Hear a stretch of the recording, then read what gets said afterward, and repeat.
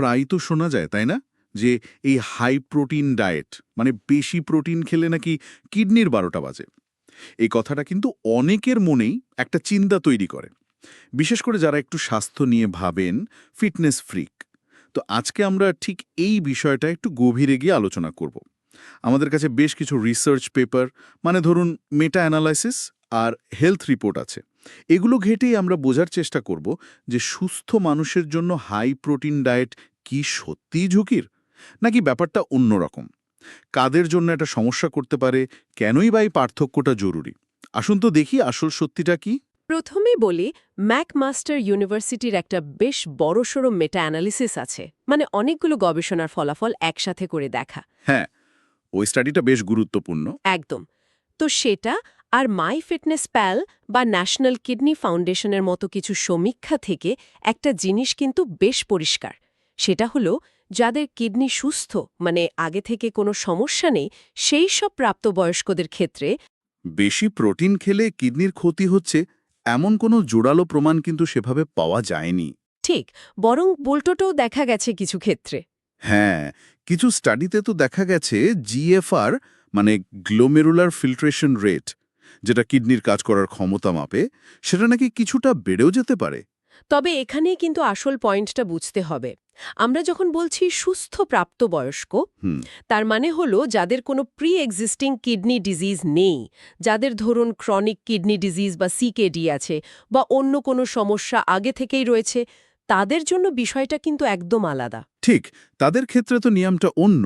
হ্যাঁ, কারণ তাদের কিডনি বরংই ঠিকমতো রক্ত পরিষ্কার করতে পারে না।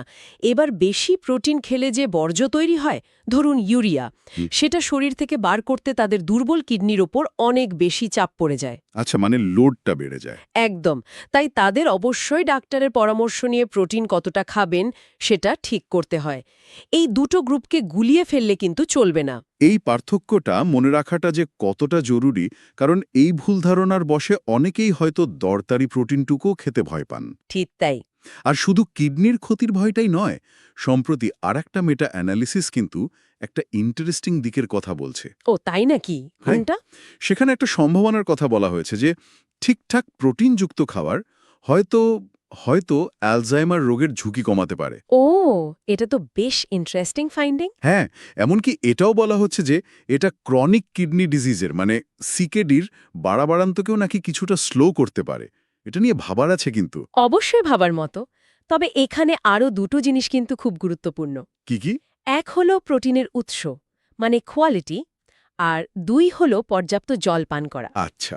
দেখুন, সব প্রোটিন তো সমান নয়। যেমন ধরুন, প্রসেসড প্রোটিন সসেজ, হটডগ বা খুব বেশি প্রসেস করা রেড মিট, এগুলোতে শুধু প্রোটিন থাকে না, প্রচুর সোডিয়াম, ফসফেট, অ্যাডিটিভও থাকে। হুম, ঠিক। এই বাড়তি জিনিসগুলো কিন্তু সুস্থ কিডনির ওপরেও লম্বা সময় ধরে চাপ তৈরি করতে পারে। অন্যদিকে লিন মিট, মাছ, ডিম, ডাল, বাদাম, এগুলো অনেক সেফ আর হেলদি অপশন। আর জলপানের ব্যাপারটা? হ্যাঁ, জলটা খুব দরকারি।